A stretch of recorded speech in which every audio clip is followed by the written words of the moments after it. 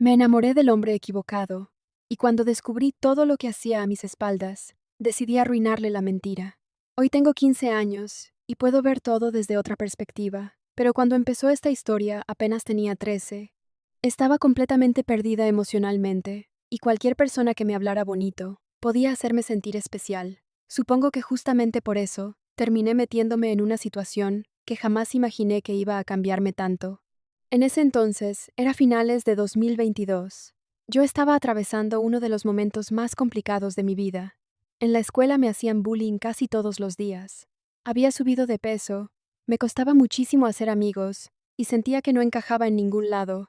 Cada recreo era un reto distinto, porque nunca sabía quién iba a burlarse de mí, o qué comentario desagradable iba a escuchar. Había días en los que sonaba la alarma para ir a clases y lo único que quería era quedarme debajo de las cobijas fingiendo que el mundo no existía. Lo peor era que yo no le contaba realmente a nadie cómo me sentía. Mis papás estaban ocupados con el trabajo, y aunque siempre intentaban hacer lo mejor por mí, yo prefería guardar silencio porque no quería preocuparlos. Me acostumbré a sonreír cuando estaba con ellos y a llorar cuando estaba sola en mi cuarto. Mis únicos compañeros de verdad eran mis mascotas. Sé que para muchas personas puede sonar exagerado, pero quienes han tenido un animalito al que aman como parte de su familia saben perfectamente de qué hablo. Ellos nunca me juzgaban, nunca se burlaban de cómo me veía, ni de cómo hablaba. Si llegaba llorando de la escuela, ahí estaban conmigo, acompañándome sin hacer preguntas. Fue precisamente en esa etapa cuando apareció Tobías. Lo conocí por internet, de la forma más casual del mundo. Empezamos respondiendo historias, luego mensajes, después llamadas. Todo parecía increíblemente normal. Era de esas personas que saben exactamente qué decir para hacerte sentir importante. Me daba los buenos días todos los días. Me preguntaba cómo me había ido en la escuela. Me decía que era inteligente, que era bonita, que nadie tenía derecho a tratarme mal. Después de pasar tanto tiempo sintiéndome invisible, escuchar a alguien hablarme así era como recibir un abrazo. Sí, hoy entiendo que había muchísimas señales de alerta desde el principio. La principal era nuestra diferencia de edad. Él tenía 19 años y yo apenas 13. Incluso en ese momento, sabía perfectamente que aquello estaba mal. Tan lo sabía que decidí esconder la relación de mis papás. Les mentía diciendo que estaba haciendo tarea cuando en realidad pasaba horas hablando con él por el teléfono. En mi cabeza de 13 años, pensaba que estaba viviendo una historia de amor imposible. Ahora entiendo que solamente era una niña creyéndose adulta. Durante las primeras semanas, todo parecía sacado de una película. Tobias siempre encontraba la forma de hacerme sonreír. Si yo decía que había tenido un mal día, inmediatamente me escribía que todo iba a mejorar. Si estaba triste, él juraba que nunca permitiría que nadie volviera a hacerme daño. Me decía que era diferente a todos los demás, que conmigo sí podía ser el mismo, y que nunca había conocido a alguien tan buena. Yo me creí absolutamente cada palabra. Incluso recuerdo que empecé a cambiar mi rutina para acomodarla a sus horarios. Si él me escribía mientras hacía tarea, dejaba la tarea para después. Si quería llamarme en la noche, me quedaba despierta, aunque al día siguiente tuviera clases. Poco a poco, sin darme cuenta, empecé a girar alrededor de él. En ese momento no lo veía como una señal de dependencia, lo veía como una prueba de amor. Mis amigas empezaron a notar que algo estaba cambiando conmigo. Me preguntaban por qué ya casi nunca salía con ellas durante el recreo, o por qué siempre estaba revisando el celular. Yo inventaba cualquier excusa. La verdad era que Tobías quería saber prácticamente todo lo que hacía durante el día. Me preguntaba quién estaba conmigo, con quién hablaba, quién se acercaba a saludarme, y hasta por qué tardaba algunos minutos en responder un mensaje. Al principio, aquello incluso me parecía tierno. Pensaba que simplemente le importaba mucho. Qué equivocada estaba. Conforme fueron pasando las semanas, comenzaron a aparecer pequeños comentarios que en ese momento ignoré porque estaba completamente enamorada. Si tardaba un poco en contestar, me escribía cosas como, ¿ya te aburriste de hablar conmigo? O, seguro estás entretenida con alguien más. Yo inmediatamente me sentía culpable. Le explicaba que estaba haciendo tarea, que estaba cenando con mis papás, o que simplemente había dejado el celular cargando. Él respondía con un, está bien, acompañado de un emoji triste. Y bastaba eso para que yo terminara pidiéndole perdón, aunque no hubiera hecho absolutamente nada malo. Así empezó todo. No fueron gritos, no fueron insultos, no fueron amenazas desde el primer día. Fueron pequeños detalles que parecían inofensivos, pero que poco a poco me hicieron sentir responsable de su estado de ánimo. Si él estaba feliz, yo respiraba tranquila. Si él estaba enojado, sentía que tenía que arreglarlo. Sin darme cuenta, empecé a vivir intentando evitar cualquier cosa que pudiera molestarlo. Todavía me acuerdo perfectamente de esa semana. Yo llegaba agotada a mi casa. Apenas tenía tiempo para comer algo, hacer la tarea, estudiar un rato y volver a dormir para repetir exactamente la misma rutina al día siguiente. Incluso antes de que todo pasara, ya le había explicado a Tobías que probablemente iba a estar un poco más ocupada y que no podría responderle como siempre. Recuerdo clarito esa conversación. Perdón si estos días casi no te escribo, pero de verdad traigo muchísimos exámenes encima. Él, al principio, respondió como siempre. No te preocupes, primero está la escuela. Yo hasta pensé, qué bueno que entendió. Me dio tranquilidad porque creí que por una vez iba a respetar que yo también tenía una vida fuera del teléfono. Qué equivocada estaba. Durante esos 2 días apenas revisé el celular unas cuantas veces. Contestaba 1 o 2 mensajes rápidos y volvía a ponerme a estudiar, porque sinceramente estaba muy nerviosa por mis calificaciones.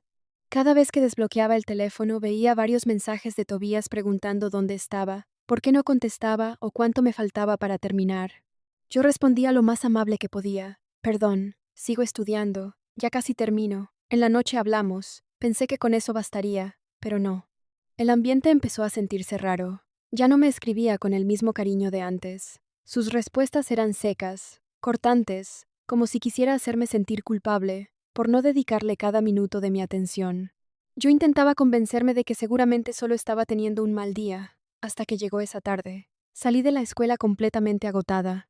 Lo único que quería era llegar a mi casa, aventar la mochila en cualquier lado y abrazar a mi pequeño gatito como siempre hacía cuando me sentía mal. Era un bebé todavía. Apenas llevaba unas semanas conmigo y se había convertido en mi sombra. Donde yo caminaba, él iba detrás. Si me sentaba a hacer tarea, se acostaba junto a mis cuadernos. Si lloraba, de alguna forma siempre aparecía para restregarse en mis piernas, como si quisiera decirme que todo iba a estar bien. Era mi refugio, mi lugar seguro. Cuando llegué a la puerta de mi casa, sentí que algo no estaba bien. Mi perro estaba muy inquieto en el patio y el silencio se sentía extraño. Empecé a buscar al gatito con la mirada mientras dejaba la mochila en el piso. Entonces lo vi. Por un momento mi cerebro simplemente se negó a entender lo que estaba viendo. Sentí que todo se quedó en silencio. El corazón empezó a latirme tan fuerte que hasta podía escucharlo. Mi perrito, jugando sin medir su fuerza, había terminado provocando una tragedia. Mi gatito ya no estaba con vida. Me quedé completamente inmóvil. No lloré de inmediato. Ni siquiera podía moverme. Sentía como si alguien me hubiera apagado por dentro. Después reaccioné de golpe. Corrí hacia él, lo cargué entre mis brazos y empecé a llorar como nunca antes había llorado. No podía creer que ese animalito que unas horas antes estaba jugando conmigo ahora ya no estuviera. Lloré durante muchísimo tiempo. Mis papás intentaron consolarme, diciéndome que había sido un accidente, que nadie lo había querido lastimar y que entendían cuánto me dolía perderlo.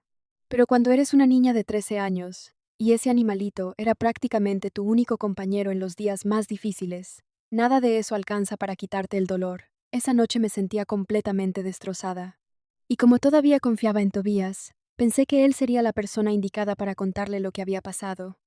Después de todo, se suponía que era mi novio. Se suponía que era quien más me quería.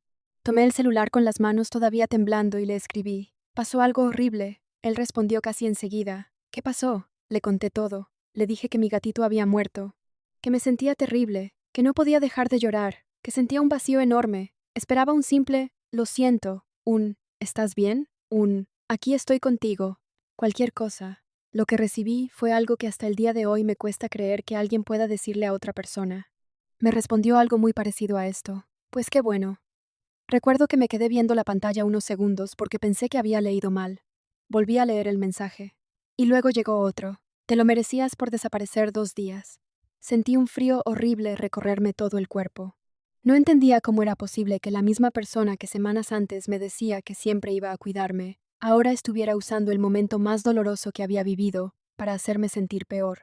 Le recordé que ya le había explicado por qué había estado ocupada, que estaba presentando exámenes, que nunca lo había ignorado a propósito. Su respuesta fue todavía más fría. Me dijo que siempre tenía excusas, que si realmente lo quisiera habría encontrado 5 minutos para hablar con él, que claramente mis prioridades eran otras. y mientras él me reclamaba eso, yo seguía llorando por mi gatito.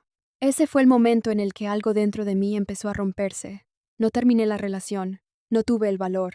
Pero por primera vez apareció una vocecita en mi cabeza diciendo, esto no está bien. Después de aquel comentario tan cruel sobre mi gatito, intenté tomar un poco de distancia. No fue algo planeado, simplemente necesitaba respirar.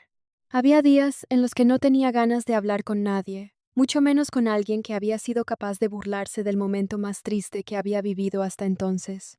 Sin embargo, apenas pasaban unas horas sin responderle, comenzaban a llegar decenas de mensajes seguidos. Al principio, eran mensajes aparentemente tranquilos. ¿Ya no me vas a hablar? ¿Qué hice ahora? ¿Estás enojada? Si yo seguía sin contestar porque estaba en clase, haciendo tarea, o simplemente tratando de despejar mi mente, el tono cambiaba por completo. Ya sabía que me ibas a abandonar. Eres igual que todos. Al final nadie se queda conmigo. Yo le respondía casi de inmediato, porque me sentía culpable. Le explicaba una y otra vez que no lo estaba ignorando, que simplemente estaba ocupada o cansada, pero ninguna explicación parecía suficiente. Siempre encontraba la manera de hacerme sentir como la peor persona del mundo. Con el paso de las semanas, empezó a decir cosas que me hacían sentir un peso enorme sobre los hombros. Recuerdo una conversación que jamás voy a olvidar. Yo le dije que últimamente discutíamos demasiado y que tal vez necesitábamos darnos un poco de espacio para tranquilizarnos. Ni siquiera estaba hablando de terminar la relación, solo quería dejar de pelear todos los días. Él respondió casi de inmediato. ¿Entonces ya te cansaste de mí? Le contesté que no era eso, que simplemente estaba agotada. Entonces escribió algo que me dejó completamente paralizada. ¿Quieres hacerme lo mismo que mi mamá? ¿También me vas a abandonar? En ese momento no supe qué responder. Yo conocía muy poco de su familia, porque él me había contado varias historias difíciles sobre su infancia. Decía que había sufrido mucho, que mucha gente lo había lastimado, y que por eso le daba miedo quedarse solo. Así que, cuando utilizaba ese tipo de frases, yo sentía que si me alejaba, iba a convertirme en una persona horrible. Hoy entiendo que estaba cargando sobre mí problemas que jamás me correspondían resolver. Pero en ese entonces tenía 13 años, 13. Una niña que apenas estaba aprendiendo a entender sus propias emociones, creyendo que era responsable de mantener estable emocionalmente a un adulto. Las cosas fueron empeorando poco a poco. Cada discusión terminaba igual. Él decía que nadie lo quería, que todos lo abandonaban, que su vida no tenía sentido, y luego soltaba frases que me llenaban de miedo. Decía que si algún día lo dejaba iba a hacerse daño, que no soportaría vivir sin mí, que prefería morirse antes que verme con alguien más. Cada vez que leía esos mensajes, sentía un nudo enorme en el estómago. No sabía qué hacer. Tenía miedo de que, si terminaba la relación, realmente hiciera algo impulsivo, así que me quedaba, no porque fuera feliz, sino porque me sentía atrapada. Ahora lo pienso, y me da muchísima tristeza recordar que durante meses dejé de preguntarme si yo estaba bien. Toda mi energía estaba enfocada en evitar que él se enojara, en evitar discusiones y en impedir que dijera otra vez que iba a hacerse daño. Mientras tanto, mi vida seguía reduciéndose poco a poco. Mis amigas comenzaron a buscarme menos porque yo casi siempre rechazaba las invitaciones para salir o platicar después de clases. Ellas no sabían exactamente qué estaba pasando, solo notaban que cada vez estaba más distante. Recuerdo que una de ellas me preguntó un día, «Vale, ¿todo está bien? Últimamente ya ni sonríes». Yo respondí con una mentira, «Sí, solo estoy cansada». La realidad era muy diferente, ya casi no disfrutaba nada. Si salía con alguna amiga, Tobías quería saber quién era, cuánto tiempo iba a estar con ella, de qué hablábamos y hasta por qué tardaba tanto en responderle. Si mencionaba el nombre de algún compañero de la escuela, inmediatamente comenzaban los interrogatorios. ¿Y quién es ese? ¿Por qué te habló? ¿Le gustas? Llegó un punto en el que prefería no contarle absolutamente nada para evitar problemas. Sin darme cuenta, empecé a aislarme. Y mientras yo me esforzaba por demostrarle que podía confiar en mí, él hacía exactamente lo contrario. Todo empezó con pequeños detalles, una fotografía aquí, otra historia allá. Al principio aparecía acompañado de una muchacha que, según él, era solamente una amiga de muchos años. No le di importancia. Todos tenemos amistades. Pero con el tiempo, esas publicaciones comenzaron a repetirse demasiado. Un fin de semana aparecían juntos en una cafetería, después en una reunión, luego en una plaza, más tarde compartiendo canciones. Siempre había una explicación. Solo somos amigos. Estás imaginando cosas. No seas exagerada. Yo quería creerle, de verdad quería creerle. Pero había algo dentro de mí que empezaba a incomodarse. Recuerdo una tarde en la que estaba revisando Instagram sin pensar en nada en particular. Entré a su perfil y vi una fotografía nueva. Ahí estaba él, abrazando a esa misma chica. No era un abrazo cualquiera. Se veían demasiado cercanos. La manera en la que sonreían, la forma en que ella apoyaba la cabeza sobre su hombro. Simplemente no parecía la foto de dos amigos. Sentí un hueco en el estómago. No quería sacar conclusiones apresuradas, así que decidí preguntarle directamente. Le mandé la captura de pantalla. Le dije algo muy tranquilo. Oye, ¿quién es ella realmente? Esperaba una explicación. Lo que recibí fue un ataque. De inmediato comenzó a decir que yo era una exagerada, que estaba inventando problemas donde no lo sabía, que era una controladora, que estaba loca por ponerme celosa de una simple amiga. Recuerdo que me quedé viendo el teléfono sintiendo muchísima confusión, porque una parte de mí pensaba que tal vez sí estaba exagerando, pero otra parte no podía dejar de preguntarse por qué reaccionaba con tanta agresividad si supuestamente no estaba haciendo nada malo. Al final terminé pidiéndole perdón. Sí, yo, la que había preguntado algo completamente normal. Le pedí perdón por haber desconfiado. Hoy me da muchísima impotencia acordarme de eso, porque mientras yo me culpaba por sentir celos, él seguía publicando más fotografías con esa misma muchacha. Cada semana aparecía una nueva, cada vez parecían más cercanos. Y cada vez que yo intentaba hablar del tema, terminaba siendo la mala de la historia. Según él, yo era insegura, yo era tóxica, yo era la que quería controlar su vida. Tanto repetía esas palabras que empecé a creer que realmente había algo mal conmigo. Hasta que un día ocurrió algo que cambió absolutamente todo. Fue una tarde cualquiera.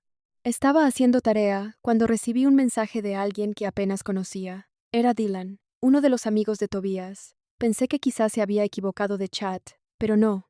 Después de saludarme, me escribió una frase que hizo que el corazón empezara a latirme con muchísima fuerza. Vale, necesito hablar contigo. Hay algo que ya no puedo seguir callando. Sentí un montón de emociones al mismo tiempo. Lo primero que pensé fue que seguramente Tobías le había pedido que me escribiera para convencerme de algo o para seguir haciéndome sentir culpable. Dudé varios minutos antes de responderle. De hecho, estuve a punto de borrar el chat sin siquiera abrirlo otra vez, pero algo me decía que debía leer lo que tenía que decirme. Le contesté con un simple ¿qué pasó? Pasaron unos minutos que se sintieron eternos hasta que por fin respondió: mira, no me gusta meterme en problemas, pero tampoco me gusta seguir viendo cómo te están haciendo sufrir. Creo que mereces saber la verdad. En cuanto terminé de leer esa frase, sentí un nudo enorme en el estómago. No sabía exactamente qué iba a decirme, pero presentía que nada bueno estaba por venir. Entonces llegó el siguiente mensaje. Tobías te está engañando desde hace más de un mes. Recuerdo que me quedé completamente inmóvil. Sentía que las palabras estaban frente a mí, pero mi cabeza simplemente se negaba a entenderlas. Volví a leer el mensaje una vez, luego otra, después una tercera vez, más de un mes. Eso significaba que mientras él me reclamaba por tardar unos minutos en contestarle, mientras me hacía sentir culpable por hablar con mis amigas o por concentrarme en mis exámenes, él llevaba semanas viviendo una doble vida. Todavía quise pensar que podía tratarse de un malentendido. Le pregunté a Dylan si estaba seguro. Su respuesta fue inmediata. Sí, y tengo pruebas. No sabía si abrirlas o no. Una parte de mí quería cerrar el chat y seguir viviendo en la mentira, porque, aunque doliera, al menos era una mentira que ya conocía, pero otra parte necesitaba saber la verdad de una vez por todas. Respiré profundo, abrí la imagen, y ahí estaba. Tobías aparecía besando a la misma muchacha que durante semanas me juró que era solo una amiga. Sentí que el mundo entero se me vino encima. No recuerdo exactamente cuánto tiempo me quedé viendo esa fotografía. Solo sé que las lágrimas empezaron a salir solas. Me temblaban las manos, me costaba respirar, y tenía la sensación de que alguien me había arrancado el aire del pecho. Todas las veces que me llamó exagerada, todas las veces que me dijo que estaba loca, todas las veces que aseguró que yo era una controladora, de repente cobraban sentido. No estaba imaginando cosas, no estaba exagerando, simplemente él llevaba mucho tiempo mintiéndome. Recuerdo que aventé mi viejo teléfono sobre la cama con tanta fuerza que rebotó contra la almohada y cayó al piso. Yo terminé sentada en el suelo de mi cuarto, abrazando mis propias piernas mientras intentaba tranquilizarme. Sentía una mezcla muy extraña de tristeza, coraje y decepción. Pero por primera vez en muchos meses, también sentía otra cosa, una pequeña sensación de claridad. Entendí que nunca importó cuánto me esforzara por hacer las cosas bien, nunca iba a ser suficiente para alguien que constantemente cambiaba las reglas del juego. Después de llorar durante un buen rato, me limpié la cara y tomé una decisión que llevaba meses posponiendo. Le escribí a Tobías. No fue un mensaje lleno de insultos, no fue una discusión interminable. Simplemente le dije que ya no quería seguir en esa relación, que sabía lo que había estado haciendo y que no iba a permitir que siguiera tratándome como si mis sentimientos no valieran nada. Como era de esperarse, primero intentó negarlo todo. Luego dijo que la fotografía estaba sacada de contexto. Después, aseguró que yo estaba creyendo chismes.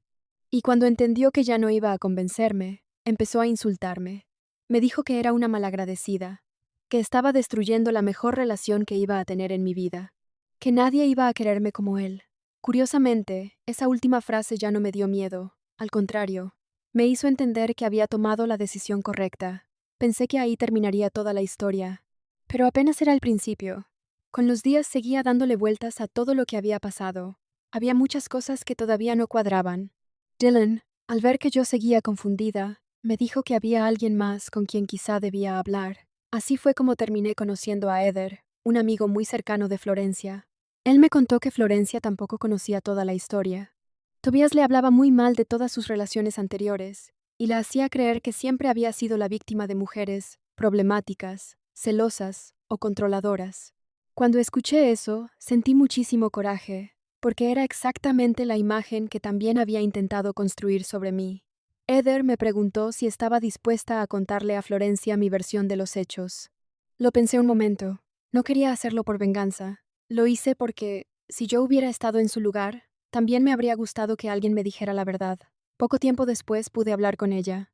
Al principio la conversación fue incómoda. Era normal. Ninguna conocía realmente a la otra, y las dos llegábamos con una versión completamente distinta de la historia. Sin embargo, conforme empezamos a platicar, nos dimos cuenta de que había demasiadas coincidencias, las mismas frases, las mismas promesas, las mismas excusas, las mismas maneras de hacer sentir culpable a la otra persona. Fue entonces cuando apareció una tercera pieza del rompecabezas, la mujer que Tobías siempre presentaba como su ex. Resultó que ni siquiera era realmente una ex en el momento en que él decía. Ellos seguían manteniendo una relación mientras él salía con otras personas. Escuchar todo eso fue como terminar de abrir los ojos. Ya no se trataba únicamente de mí. Había un patrón que se repetía una y otra vez. Con permiso de quienes participaron en esa conversación, compartimos la información necesaria para que cada una pudiera entender lo que estaba ocurriendo y tomar sus propias decisiones. Florencia decidió alejarse de Tobías después de conocer toda la situación.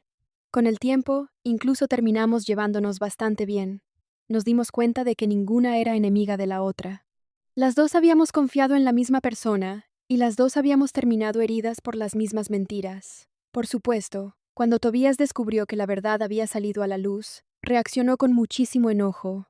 Empezó a escribirme mensajes llenos de insultos. Decía que yo había arruinado su vida, que todo era culpa mía, que cómo me había atrevido a hablar. Pero, por primera vez desde que lo conocí, ya no sentí miedo. Simplemente bloqueé los medios por los que intentaba contactarme y decidí seguir adelante. Con el paso de los meses, entendí algo muy importante. Durante mucho tiempo pensé que hablar de lo que había vivido era motivo de vergüenza. Hoy pienso exactamente lo contrario. Guardar silencio solo me hacía cargar sola con algo que nunca debió recaer sobre mí. Contar mi experiencia no borró lo que pasó, pero sí me ayudó a recuperar una parte de la confianza que había perdido y a entender que nadie merece vivir una relación donde el cariño dependa del miedo, la culpa o las mentiras.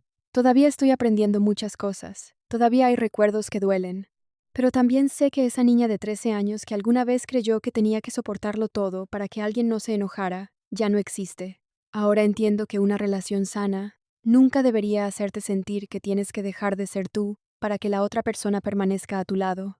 Y si algo espero que quede de toda esta historia, es que alguien que esté viviendo algo parecido se atreva a pedir ayuda, a escuchar a las personas que lo quieren y a recordar que nadie tiene derecho a manipular sus emociones, ni a hacerlo sentir responsable de problemas que no le corresponden. Después de todo lo que viví, todavía hay personas que me dicen que debí quedarme callada, mientras que otras creen que hice bien en contar mi experiencia, para que otras personas pudieran tomar sus propias decisiones. ¿Ustedes qué habrían hecho en mi lugar? ¿Habrían contado su experiencia o habrían preferido dejar todo atrás y seguir con su vida? Si llegaste hasta aquí, suscríbete, dale like y comparte. Nos ayudarías muchísimo. Nos vemos en el siguiente. Chismecito Anónimo.